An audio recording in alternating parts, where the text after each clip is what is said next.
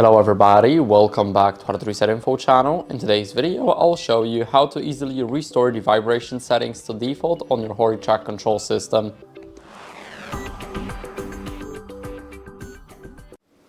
So first, we need to open up the app, which is the HORI Device Manager. There's a tutorial on our channel on how to download the app.